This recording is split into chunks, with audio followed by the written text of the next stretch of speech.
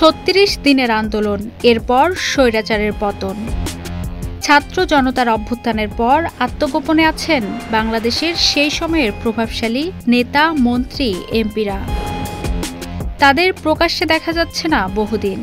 এর মধ্যে মাঝে মধ্যেই বিদেশের মাটিতে বেশ কয়েকজনকে এক ঝলক দেখা গেছে।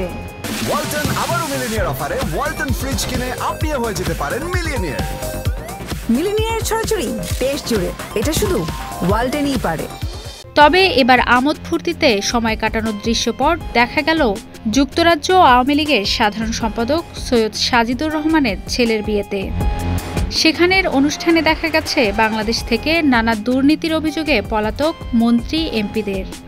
লন্ডনের O2 এরিনার প্রেস্টিজিয়াস ইন্টারকন্টিনেন্টাল হোটেলে বিয়ের অনুষ্ঠানে ২০ এপ্রিল সন্ধ্যায় যোগ দেন সাবেক পররাষ্ট্রমন্ত্রী হাসান মাহমুদ, মৎস্য ও প্রাণী সম্পদ মন্ত্রণালয়ের সাবেক মন্ত্রী আব্দুর রহমান, সাবেক প্রবাসী কল্যাণ প্রতিমন্ত্রী শফিকুর রহমান চৌধুরী, সাবেক নৌ পরিবহন প্রতিমন্ত্রী খালিদ মাহমুদ চৌধুরী, সিলেট ৩ আসনের সাবেক সংসদ সদস্য হাবিবুর রহমান হাবিব। বিয়ের অনুষ্ঠানে যোগ দেয়া মন্ত্রীরা বেশ হাসি খুশি ছিলেন। তারা বিয়েতে আগত নেতাকর্মীদের সঙ্গে হেসে কথা বলেন, অনেকের সঙ্গে ছবিও তুলেছেন। পালিয়ে যাওয়া মন্ত্রী, এমপিদের এমন আনন্দঘন পরিবেশ দেখে ক্ষোভ প্রকাশ করেছেন আওয়ামী লীগের সাধারণ নেতাকর্মীরা। তাদের প্রশ্ন, লাখ লাখ নেতাকর্মীকে বিপদের মুখে ফেলে পালিয়ে এসে তারা কিভাবে এসব অনুষ্ঠানে অংশ নেন।